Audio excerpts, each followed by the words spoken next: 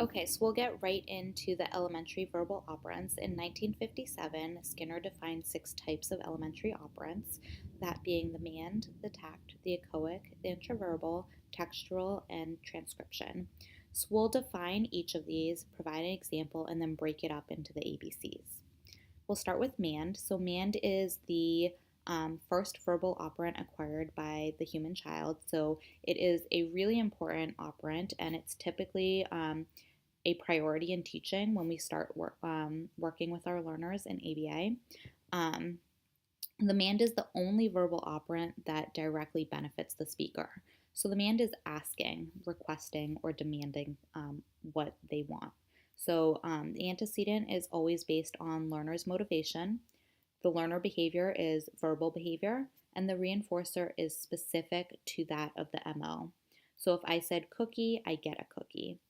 Um, and this is the only verbal operant where the reinforcer is specific to the learner's motivation, which is why it's so important. Learner learns that if I use my words, I can get what I want. So we typically focus on teaching our kids to ask for what they want or to remove aversive stimuli.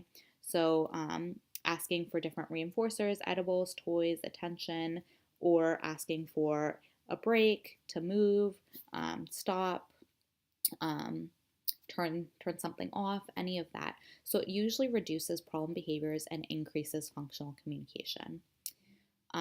So we will use an example of shoe across all the operants so that you can see the differences. So with a mand, if learner says shoe in order to access shoe, because they want the shoe, they say shoe, and they receive the shoe. So reinforcement is specific to that of what they asked. It is a really strong mode of communication, and that's why we focus on teaching it first.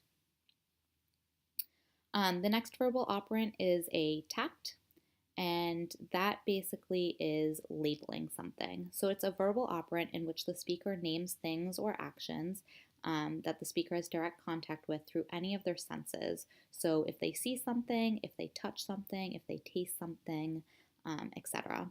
So if I ate a chip and I said salty, that would be a tact. If a train went by outside and I heard it and I said train, that would be a tact. The example with shoe, there's a shoe on the ground, I said shoe. So the antecedent with this is some sort of nonverbal stimulus, the sight of something, the taste of something, the feel of something. The learner behavior, or B, is verbal behavior. So they can sign something, they can state something. Again, verbal behavior is not synonymous with vocal behavior. Reinforcement is non-specific to the learner's behavior. So I said shoe because I saw a shoe. Someone said, nice job, that is a shoe. That would be our ABCs for tact. So again, tact is just labeling. The echoic is it's basically just echoing, so parroting. And there's a lot of terminology within the echoic that we'll break down. But basically, if someone says something, learner behavior says the exact same thing. So this is very focused on vocal verbal behavior. So antecedent is always a vocal verbal stimulus. Learner behavior is vocal verbal behavior. And again, reinforcer is non-specific. And there's always point-to-point correspondence with the antecedent and learner behavior and formal similarity. So point-to-point correspondence means beginning, middle, and end of the verbal stimulus matches the beginning, middle, and end of the response. Formal similarity is similar, however, it states that the topography is the same. So they physically resemble each other, and they share the same sense mode. So if it's a vocal behavior, the response is a vocal behavior. So echoics are only focused on vocal verbal stimulus, vocal verbal behavior. Again, they have to match. So if I said shoe, learner says shoe. Motor imitation is similar in terms of the concept. However, it's always with motor behaviors.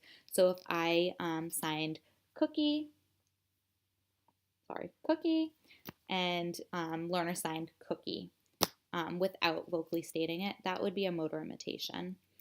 So it's point-to-point correspondence and formal similarity. So it's copying behavior. So motor imitation is physical, echoic is vocal. Copying a text is similar as well, point-to-point correspondence and formal similarity, however, it's with writing. So if I wrote the word shoe and learner wrote the word shoe. So the three of those are very similar, however, the typography is different. I do want to state, going back up to manding and tacting, you'll see that the behavior is verbal behavior for both of those, and again, echoic is vocal verbal behavior. The reason for mand and tact as verbal behavior is because the behavior could be through vocal, through sign, through gestures. It doesn't necessarily need to be vocal. So when we say mand, if a learner expresses that they want something through a physical movement, that's fine too. So example of that would be if learner is trying to watch TV, parent is standing in front of it, learner pushes parent, and parent moves. So specific MO is that learner wanted parent to move, the behavior is the push, and the reinforcer is parent moved. So that's still a mand. It was a request to move. However, it wasn't necessarily an appropriate request by saying please move, and it would maybe consider a problem behavior, but it's still a mand. Same with tact. So a tact could be a sign. So if I saw a shoe and I signed a shoe, that would be considered a tact as well. It does not need to be vocal.